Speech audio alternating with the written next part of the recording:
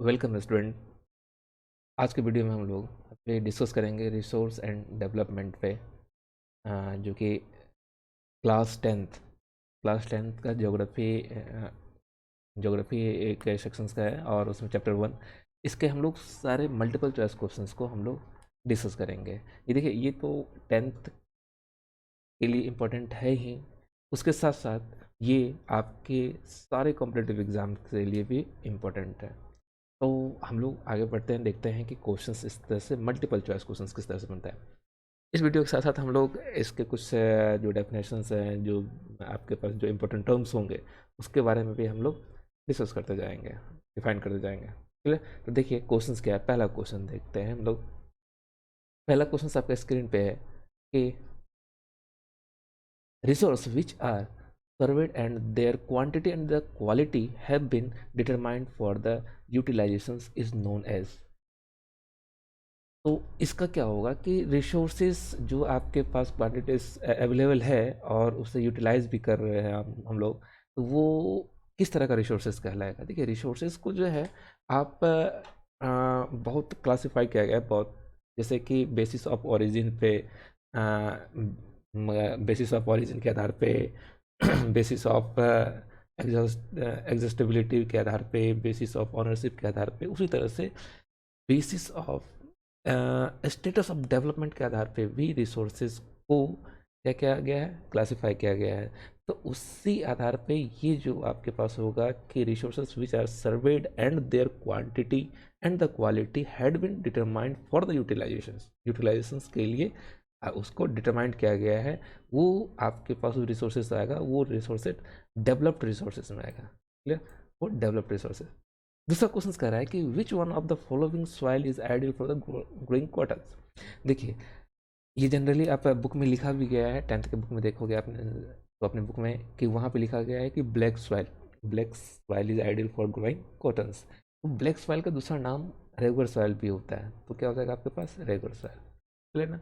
इस सॉइल में की खासियत है कि ये कहाँ पाया जाता है, ये डेक्कन ट्रैप जो है उस रीजन में, जैसे कि महाराष्ट्र, सौराष्ट्र, मालवा, एमपी, छत्तीसगढ़, इस रीजन में ये सॉइल मोस्टली पाया जाता है। इसमें वाटर होल्ड करने के मतलब मॉइस्चर होल्ड करने की कैपेसिटी क्या होती है, बहुत अच्छी होती है। और ये न्यूट्रिएंट्स के मामले में भी क्या है, सॉइल न्यूट्रिएंट्स के मामले में भी बहुत ही रिच होता है। क्लियर। अब आगे आते हैं, हम लोग देखते हैं कि in which of the states is over grazing responsible for the land degradation. तो देखिए, लैंड डिग्रेडेशन के लिए क्या होता है कि बहुत कुछ रिस्पॉन्सिबल होता है, जैसे सिर्फ ओवर ग्रेजिंग नहीं, ओवर ग्रेजिंग क्या है, और आपके पास माइनिंग भी हुआ, इसके बाद इरिगेशंस भी हुआ, ये सब कुछ बहुत सारा चीज़ रिस्पॉन्सिबल होता है लैंड डिग्रेडेशन के लिए। तो अब ये कहाँ होता है, जैसे कि ओवर ग्रेजिंग जो है ये मोस्टली आपके पास गुजरात, राजस्थान, एमपी, महाराष्ट्र, यहाँ पे ओवरग्रेजिंग बहुत ज़्यादा देखा जाता है। तो आपके पास जो ऑप्शंस बनाया गया है उसमें एमपी एंड राजस्थान, ये आपके पास ऑप्शन बी में दिया हुआ है।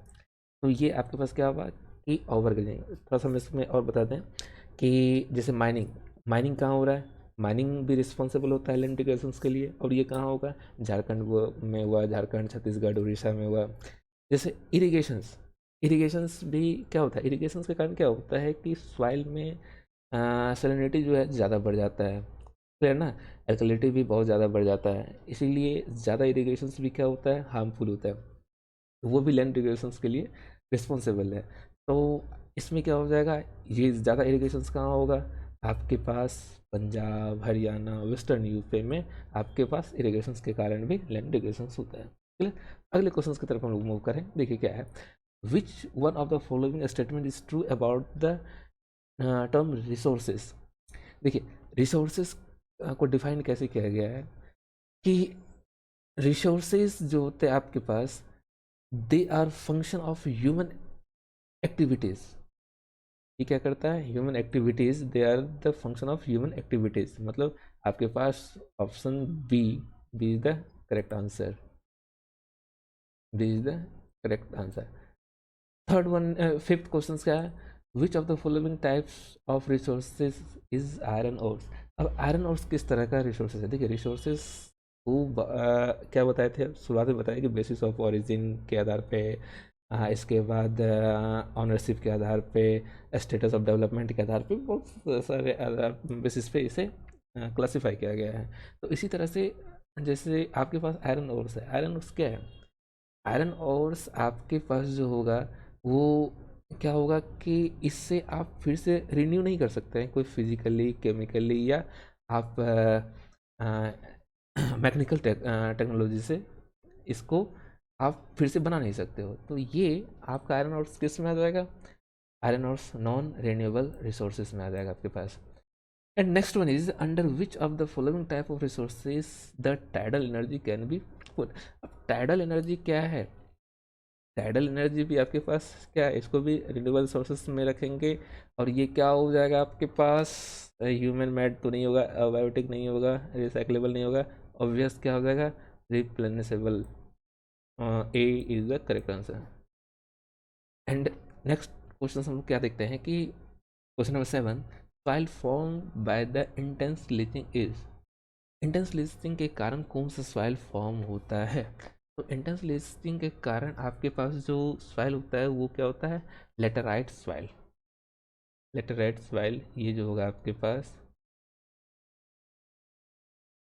लेटेराइट सॉइल ये आपके पास इंटेंस लीचिंग के कारण आप इसको देखिए। लेटेराइट सॉइल क्या होता है ना कि ये आप एसिडिक भी होता है, क्योंकि इसका पीएच कितना होता है, 6 से कम होता है। इसमें न्यूट्रिएंट्स की कमी होती है। ये मोस्टली कहाँ कहाँ पाया जाता है आपके पास, साउथर्न स्टेट, जैसे मान के चलो कि महाराष्ट्र, वेस्टर्न घाट रीजन में, जैसे उड़ीसा, ये सब जगह ये आपको लेटेराइट सॉइल पाया जाता है। क्लियर ना। इसके बाद और इसमें देखिए ह्यूमस बहुत लार्ज अमाउंट में इसमें क्या होता है, ह्यूमस होता है। क्लियर ना, लेटेराइट सॉइल में।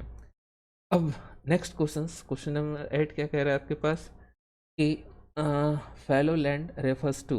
ये फैलो लैंड्स क्या होता है कि इसको हम लोग प्रतिभूमि भी बोलते हैं। ये किस तरह का होता है, और इसमें क्या होगा कि आपके पास land not under cultivation, land with many gullies, अब फर्टाइल लैंड ये तो होगा नहीं, cultivable land not cultivated for a reason और reason to regain its fertility. Very good, D is the correct answer, D is the correct answer. अगला question क्या है कि method of growing long strip of grass between the crops refer to. अब देखिए crops के बीच में आप grass को लगाते हो, देखते होंगे ये सब चीज़। मोस्टली क्या होता है कि विंड एनर्जी के कारण जो आपके पास सॉइल इरोजन होता है उससे बचने के लिए आप क्या करते हो कि इस तरह का जो एग्रीकल्चर पैटर्न्स होता है ना उस चीज़ को हम लोग यूज़ करते हैं। और ये आपके पास स्ट्रिप क्रॉपिंग, ये जो इस तरह का जो क्रॉपिंग होता है वो आपके पास क्या होता है, स्ट्रिप क्रॉपिंग। क्लियर ना, कि आप किसी क्रॉप्स के बीच में, दो क्रॉप्स के बीचों बीच क्या करते हैं आप कि एक पैटर्न्स बना देते हैं किसका, ग्रास का, जिससे क्या होता है कि विंड एनर्जी के कारण, विंड के कारण वो वहाँ से सॉइल इरोजन ना हो, ठीक ना, और फसल को भी नुकसान ना हो। क्लियर, तो क्या हो जाएगा, सी स्ट्रिप क्रॉपिंग।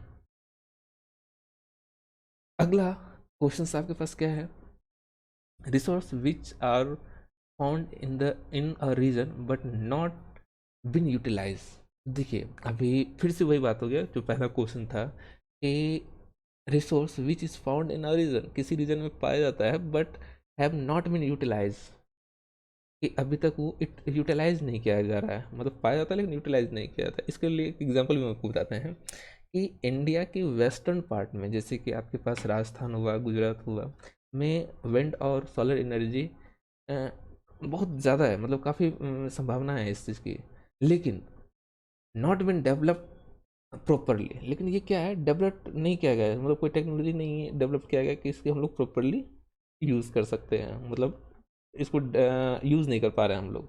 तो ये जो कैटेगरी, ये रिसोर्सेज का जो कैटेगरी होता है वो रिसोर्सेज उसमें आ जाएगा आपके पास पोटेंशियल रिसोर्सेज में। तो क्या हो जाएगा इसमें, पोटेंशियल रिसोर्सेज, मतलब आपके पास रिसोर्सेज पता है कि ये एक रिसोर्स है लेकिन हम इस चीज़ को यूटिलाइज नहीं कर पा रहे हैं, क्लियर ना, वो पोटेंशियल रिसोर्सेज में होगा।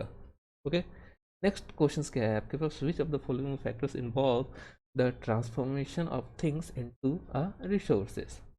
तो physical environment, technology, human beings, institutions, all of the above, ये सब क्या फैक्टर इन्वॉल्व है ट्रांसफॉर्मेशन ऑफ द रिसोर्सेज। मतलब किसी भी रिसोर्सेज को के बारे में पता करने के लिए कि रिस्पॉन्सिबल कौन कौन सा है, टेक्नोलॉजी भी है, ह्यूमन बींग्स भी ज़रूरी होता है, फिजिकल इन्वायरमेंट भी ज़रूरी होता है, और इंस्टीट्यूशंस भी। तो कौन सा होगा, D is the correct answer, D is your correct answer. Next question क्या है कि renewable resources are those, renewable मतलब क्या होता है, जिससे हम फिर से फिजिकली, केमिकली या मैकेनिकल प्रोसेस से फिर से हम लोग क्या कर सकते हैं, उससे बना सकते हैं, ठीक ना। वो आपके पास क्या होता है, रिन्यूएबल रिसोर्सेज में आ जाता है। तो रिन्यूएबल रिसोर्सेज और आपके पास वो क्या है, which are renewable in by physical, chemical and mechanical process. Very good, D is the correct answer, D is the correct answer. Now which one of the following is not community resources. Community resources क्या होता है, देखिए resources को जो आप ownership के आधार पर divide करोगे तो उसमें क्या हो जाएगा आपके पास कि पब्लिक रिसोर्सेज क्या है, पर्सनल रिसोर्सेज क्या है, तो कम्युनिटी रिसोर्सेज क्या है, इस तरह से आपके पास डिफाइन किया गया है। तो कम्युनिटी रिसोर्सेज मीन्स क्या होता है कि जो कम्युनिटी, जैसे पार्क, पार्क क्या होगा, इसमें सारे लोग जा सकते हैं, इसका कोई एक पार्टिकुलर, कौन इसको ऑपरेट करता है, गवर्नमेंट, गवर्नमेंट ही ऑपरेट करते हैं ना, या तो स्टेट गवर्नमेंट। तो पब्लिक पार्क हुआ, ये आपका कोई पर्सनल चीज़ तो है नहीं, ये तो कम्युनिटी रिसोर्सेज है। लाइब्रेरी भी क्या है, कम्युनिटी रिसोर्सेज है। और कार, कार आपका पर्सनल होता है, तो ये कम्युनिटी रिसोर्सेज में नहीं आएगा। तो पूछा भी जा रहा है कि विच of the following is not community resources, तो कौन सा कम्युनिटी रिसोर्सेज नहीं है, तो ये क्या हो जाएगा, सी, दी अ कार। कार क्या है कि कम्युनिटी रिसोर्सेज नहीं है। Territorial water of India extend to, territorial water जो है आपके पास इसमें देखिए हम यहाँ फिगर भी दिए हुए हैं, यहाँ पे आपके पास ये क्या होता है, टेरिटोरियल वाटर्स जो है आपके पास वो 12 न्यूटिकल माइल्स होता है। तो ये क्या हो जाएगा, ये डिस्टेंस आपके पास क्या हो जाएगा, 12 न्यूटिकल माइल्स। ये बहुत बार फ्रिक्वेंटली पूछा भी जाता है। एक बात और इसमें बता दें कि ये 12 न्यूटिकल माइल्स जो होता है, ये आप यदि किलोमीटर में इसको मेजर करोगे तो ये 22.2 किलोमीटर होता है, क्लियर। नेक्स्ट क्वेश्चन देखिए क्या है, find out which one of the following is a stock. Stock क्या होता है, देखिए इसमें स्टॉक में क्या हो जाएगा आपके पास कि इस चीज़ को भी समझिए, ये भी फिर से वही बात होगी पहले क्वेश्चंस की तरह। स्टॉक में क्या है कि आपके पास कोई रिसोर्सेस है, लेकिन आपके पास वो टेक्नोलॉजी का अभाव है, जिसके कारण से उसे आप यूज़ नहीं कर पा रहे हो। तो वैसा जो वो जो होगा कि बिना अप्रोप्रिएट टेक्नोलॉजी के अभाव में आप रिसोर्सेज का यूज़ नहीं कर पा रहे हो, है ना। तो देखिए कोल तो आप यूज़ करते हो, सोलर एनर्जी भी आप यूज़ कर रहे हो, हाइड्रो इलेक्ट्रिक भी, इलेक्ट्रिसिटी भी आप यूज़ कर रहे हो, लेकिन बायोफ्यूल ये रिसोर्सेज है लेकिन हम लोग यूज़ नहीं कर पा रहे हैं, कोई टेक्नोलॉजी उस तरह से भी नहीं बना हुआ है जिसके कारण से हम लोग यूज़ नहीं कर पा रहे हैं। तो क्या हो जाएगा इसमें, वो स्टॉक्स में, कि इसका आपके पास क्या हो जाएगा, biofuel. Biofuel is the correct answer. Next one is the first international earth summit was held in, देखिए पहला अर्थ समिट यही आपके पास जो हुआ था रियो डी जेनेरियो में, पहला अर्थ समिट 1992 में हुआ था, क्लियर ना। रियो डी जेनेरियो में 1992 में, इससे फॉर इंटरनेशनल अर्थ समिट, ठीक है ना। और ये कब हुआ था, 1992 में। तो इसमें क्या हुआ कि इसमें जितना भी इसका क्या क्या सब्जेक्ट था, हम कुछ आपको डिटेल्स बता दें इसमें कि फर्स्ट अर्थ समिट में क्या हुआ था कि इसमें जो भी 100 से ज़्यादा मतलब हेड ऑफ स्टेट्स आए हुए थे, addressing the urgent problem of the environmental protections of the socio economic development at the global level पे इसकी चर्चा की गई थी। इसके बाद जो यहाँ पे असेंबल्स लीडर थे, साइन किए थे वो इस चीज़ पे declaration of the global climate change and the biological diversity पे, ठीक है। इसके बाद एजेंडा 21 पे भी यहाँ पे सिग्नेचर हुआ था और सस्टेनेबल डेवलपमेंट के बारे में भी यहाँ पे डिस्कस किया गया था। और ग्लोबल फॉरेस्ट प्रिंसिपल, इस पे भी सिग्नेचर किए गए थे। ये जो आपके पास यहाँ पे जितना भी हेड ऑफ द स्टेट्स आए थे वो सारे ने इस पे ग्लोबल फॉरेस्ट प्रिंसिपल पे, एजेंडा 21 पे और सस्टेनेबल डेवलपमेंट गोल्स पे भी आपके पास ये सब सिग्नेचर किए गए थे, clear. Now next question is there is enough for everybody's need but not for anybody's greed. देखिए, इस पे महात्मा गांधी, ये एनसीईआरटी में लिखा हुआ है आपके पास, पे महात्मा गांधी कमेंट भी किए थे कि इसको हम एक्सप्लेन करते हैं। इसमें क्या हो जाएगा, महात्मा गांधी बोले थे कि हमारे पास हर पर्सन्स की आवश्यकता के लिए जो है ना, आवश्यकता के लिए बहुत कुछ है, लेकिन किसी के लालच की संतुष्टि के लिए नहीं। इसका मतलब क्या हुआ कि हमारे पास पेट भरने के लिए बहुत कुछ है परंतु पेटी भरने के लिए कुछ नहीं। ये किसके लिए कहे थे कि ये जो आपके पास है, ये महात्मा गांधी बोले थे रिसोर्सेज के बारे में। रिसोर्सेज के बारे में बोले थे कि हमारे पास बहुत सारा रिसोर्सेज है, रिसोर्सेज, हम लोग के पास रिसोर्सेज की कमी नहीं है। और ये रिसोर्सेज जो है आप क्या करो, इस रिसोर्सेज में क्या है कि हमारे पास रिसोर्सेज को यदि हम लोग सही ढंग से यूज़ करें तो हमारे पास इनफ रिसोर्सेज है, ठीक। लेकिन कोई उस रिसोर्सेज को खुद मतलब ज़्यादा यूज़ करे, मतलब पेटी भरने के लिए, तो तब वो कम हो जाएगा, क्लियर ना। तो नेक्स्ट क्वेश्चन देखते हैं हम लोग क्या है। The area brought under the cultivations in a year is called. तो इससे हम लोग क्या बोलते हैं, ये जो होगा आपके पास, ये हो जाता है net sown area, net sown area, net sown area. Next question, I am the most widespread soil covering the northern plains and eastern coastal plains. Who am I? तो ये एक स्टेटमेंट दिया गया है, कोई इंट्रोड्यूस कर रहा है ये आपको कि I am wide spread soil, हम एक इस तरह का मतलब वाइड स्प्रेड सॉइल है और कवरिंग द नॉर्दर्न प्लेन को कवर किया जा रहा है और ईस्टर्न कोस्टल प्लेन में भी इसे पाया जाता है ये सॉइल। तो ये इस तरह का सॉइल कौन सा सॉइल होगा, तो ऑब्वियस है कि इस तरह का सॉइल आपके पास जो होगा वो क्या होगा, एलुवियल सॉइल। एलुवियल सॉइल क्या होता है, ये आपके पास इंटायर नॉर्दर्न प्लेन्स में ये है। इसके बाद ये ईस्टर्न कोस्टल प्लेन्स में भी पाया जाता है। इसके बाद consist various proportions of sand, silt and clay. और ये जो सॉइल होता है ना, ये बहुत ही फर्टाइल होता है, बहुत ज़्यादा फर्टाइल होता है ये सॉइल। और इसमें क्या होता है, शुगर कैन, पेडी, वेट और पल्स क्रॉप्स को उगाया जाता है, ठीक है। और ये इसमें क्या होता है कि आपके पास पोटास, फास्फोरिक एसिड और लाइम्स, ये सब आपके पास ये मतलब ज़्यादा मात्रा में पाई जाती है, clear. Next, resources which are non renewable but can be recycled are called. एक ऐसा रिसोर्स है जो कि नॉन रिन्यूएबल है बट उसे हम लोग रिसाइकल कर सकते हैं, तो ऐसे रिसोर्स क्या बोलेंगे, ऐसा जो आपके पास होगा रिसाइकलेबल रिसोर्सेज की कैटेगरी में आएगा। कौन सा होगा, C is the correct answer. Next question क्या है आपके पास, नेक्स्ट क्वेश्चन क्या कह रहा है कि the most wide spread relief features of India is. तो इसमें क्या हो जाएगा, माउंटेन तो नहीं, फॉरेस्ट भी नहीं, plains, plains is the correct option. The most wide spread relief features of India क्या होगा, प्लेन्स।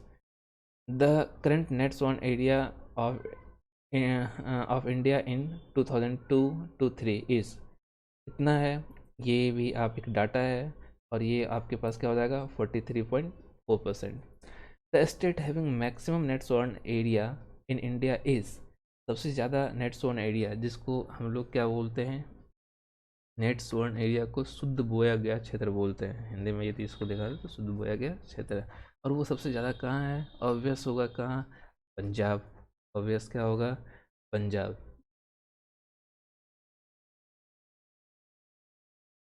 नेक्स्ट क्वेश्चन क्या देखें, नेक्स्ट क्वेश्चन है,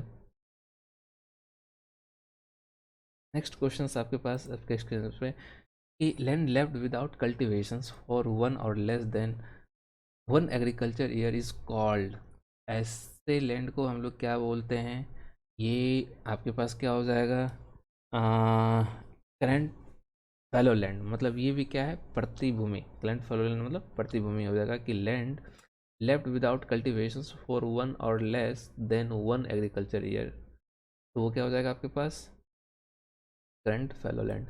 next, the present per the present percentage of the area under forest, ये भी 2002 और 3 का data पूछा गया है, ये भी आप एक फैक्ट है जिससे आप याद कर सकते हो, 22.57। Okay, now next question is the factor responsible for maximum land degradation is, क्या होगा, किसके कारण सबसे ज़्यादा लैंड डिग्रेडेशन होता है, और वो क्या हो जाएगा आपके पास, ह्यूमन एक्टिविटी के कारण सबसे ज़्यादा क्या होता है, लैंड डिग्रेडेशन होता है, तो ये क्या हो जाएगा, A is the correct answer. Now which agent is responsible for maximum land degradation, तो देखिए यहाँ पे भी आपके पास क्या है कि which agent is responsible for the maximum land degradation, तो इस पे भी क्या हो जाएगा आपके पास, इसमें हम लोग किस चीज़ को करेंगे, आपके पास ऑप्शन दिया हुआ है, विंड है, वाटर है, ग्लेशियर है, ओवरग्रेजिंग है, तो सबसे ज़्यादा जो होता है वो क्या होता है, पानी से बहकर जो होता है ना वो लैंड डिग्रेडेशन में आता है, तो वो क्या हो जाएगा आपके पास, वाटर। वाटर से क्या होगा ज़्यादा, water is the correct option. No, soil is formed by the process of, देखिए सॉइल, ये 9th क्लास की बात है कि सॉइल कैसे फॉर्म किया जाता है ये भी बताया गया है। तो सॉइल फॉर्म करने के लिए बहुत मतलब बहुत सारा तरीका उसमें दिखाया गया है, लेकिन मेन जो होता है वो क्या है आपके पास, weathering. Weathering is the responsible for the formation of soil. Clear? Now next is supply a technical term for the dead and the decomposed material found in the found on the topsoil, it's a bedrocks, fossil, humidity and humus, क्या हो जाएगा इसमें, humus is the correct answer. Clear? Now next question says the all alluvial soil is known as, old alluvial soil को हम लोग बोलते हैं bangar, bangar is the correct answer, bangar is the correct answer. Now which of the following statement is true for the black soil, black soil के लिए सब कुछ बताए हुए थे आपके पास, तो देखते हैं हम लोग फिर से, it has large portion of clay, तो बिल्कुल सही है ये, it has larger proportion of clay, it can retain moisture for a long time, very good, it developed cracks during the summer, which helps in aerations। Obvious देखते होंगे कि ये दरार पड़ जाता है, मतलब ये जब बारिश के समय में ये इसको ये ज़्यादा क्या करता है कि आपके पास वाटर को कंटेन कर लेता है सॉइल, और जब ये सूखता है, सूखने के बाद क्या होगा कि इसमें दरारें आ जाती है। Okay, cotton grows best in this soil, obvious cotton भी इसमें होता है, तो ऑब्वियस ये क्या है, ब्लैक सॉइल के लिए चारों स्टेटमेंट क्या है, करेक्ट है, क्या हो जाएगा options, all is all the above.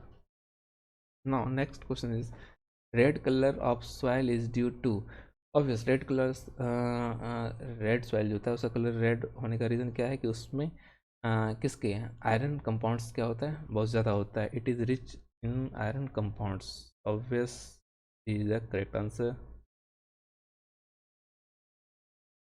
iron compounds। Now the denudations of the soil cover and washing down of soil by the various agents are known as, तो ये क्या हो जाएगा आपके पास, ये soil erosion, soil एरोजन मतलब soil halogen क्या होता है कि मतलब पानी को बहा के ले जाना, यह होता है सॉइल एरोजन में। आपके पास विंड के कारण भी एक जगह से दूसरी जगह सॉइल आपके पास चला जाता है, तो ये सब सॉइल एरोजन में आ जाएगा। तो नेक्स्ट क्वेश्चन क्या है, the land consisting of many gullies and the ravines are called, ये आपके पास क्या हो जाएगा, bad lands, bad land. Now next question is, terrace cultivations can be used to control soil erosion in, terrace cultivations जानते हो आप कहाँ होता है, हिली एरिया में। इट मीन्स क्या हो जाएगा, hill slope, hill slope is the correct answer, hill slopes. Now next is strip cropping refer to, हमने बताया भी था अभी कि स्ट्रिप क्रॉपिंग में क्या होता है कि दो मतलब क्रॉप्स के बीच में ग्रास लगाया जाता है। और तो इसमें क्या हो जाएगा आपके पास, growing a strip of grass in between crops, the growing the strip of grass in between the crops, very good, C is the correct answer. Now erosion of the top soil when water flow as a strip over the large area drawn the slope is called, ये क्या कहलाएगा, ये भी आपके पास seat halogen, ये क्या कहलाएगा, seat halogen. Next, which of the following statement is correct as regards of international resources, international resources के बारे में क्या कहा गया, ऑब्वियस इसमें resources which are regulate by the international institution, जो इंटरनेशनल इंस्टीट्यूशंस के कारण से रेगुलेट किया जाता है उसे हम लोग क्या बोलेंगे, international resources. Is the correct answer, is the correct answer. Now next, which one of the following method is ideal for the controlling land degradations in coastal area and in desert? तो इसमें क्या हो जाएगा आपके पास, planting shelter belt, flowing methods, controlling, control कैसे कर सकते हैं कोस्टल एरिया में और जो आपके पास डेजर्ट एरिया में जो आपके पास सॉइल लैंड डिग्रेडेशन होता है उसे हम लोग कैसे कंट्रोल कर सकते हैं। तो ऑब्वियस है कि आप प्लांटिंग लगा के, मतलब प्लांटिंग करके आप प्लांट का शेल्टर बेल्ट्स बना के आप उसे कंट्रोल कर सकते हो। Which type of soil is suitable for growth of cashew nuts, तो ये आपके पास कौन से में हो जाएगा, red laterite soil, red laterite soil. Next question कह रहा है कि arid soil is less fertile as, laterite sorry arid soil जो है वो लेस फर्टाइल होता है, क्यों, तो इसमें दिया है it lacks of humus and moistures, obvious it lacks of humus, सही बात है। It has high salt content, obvious. It is sandy in nature, it is rich in iron. तो आई थिंक इसमें एरिड सॉइल में क्या होता है कि इसमें ह्यूमस की तो क्या होता है कमी होती है, और ये it has high salt content, तो first and second is the correct answer. इसी कारण से क्या होता है कि ये क्या होता है कि कम फर्टाइल होता है, क्योंकि इसमें क्या होता है आपके पास ह्यूमस नहीं होता है, क्योंकि देखिए प्लांटिंग के लिए फर्टाइल होने के लिए क्या होता है कि सॉइल में ह्यूमस होना चाहिए, मॉइस्चर होना चाहिए, और इसमें क्या है साल्ट कंटेंट, साल्ट कंटेंट भी होगा तो वो क्या हो जाएगा, आप उसमें फर्टाइल कम हो जाएगा। तो it means is the correct answer, is the correct answer. Now flowing along the contour lines can, जो काउंटर लाइंस आप इसको चीज़ को देख सकते हैं कि तो वो क्या होता है कि वाटर के फ्लो को क्या करता है, decelerate the flow of water, accelerate नहीं करता है, वो क्या करता है, decelerate the flow of water. Next question क्या है आपके पास, बेडलैंड्स और ravines are found in, wetlands कहाँ पाया जाता है? वेटलैंड्स ऑब्वियस कहाँ होगा आपके पास? ये चंबल बेसिन, चेनाब बेसिन और Chambal basin. Obvious Chambal basin में क्या होगा? वेटलैंड्स वहाँ पे बहुत ज़्यादा है, चंबल बेसिन। क्लियर? और तो इस तरह से आपके पास ये क्या था, फर्स्ट रिसोर्स एंड डेवलपमेंट से कुछ क्वेश्चंस था आपके पास। और इसमें मेनली क्या था आपके पास? रिसोर्स का क्लासिफिकेशन बताया गया था, आपके पास टाइप ऑफ सॉइल्स बताया गया था, और तो इन सब पे मेन, और सॉइल इरोजन के बारे में कुछ क्वेश्चंस बनाया गया था। तो आई होप कि ये सारा क्वेश्चंस आपके लिए बहुत हेल्पफुल होगा, और ऑब्वियस ये ऑल कॉम्पिटिटिव एग्ज़ाम्स के लिए भी बहुत ही इंपॉर्टेंट है। इसका आंसर भी हम आपको दे चुके हैं, आप इसे मैच भी कर सकते हो। Thanks for watching. Thank you.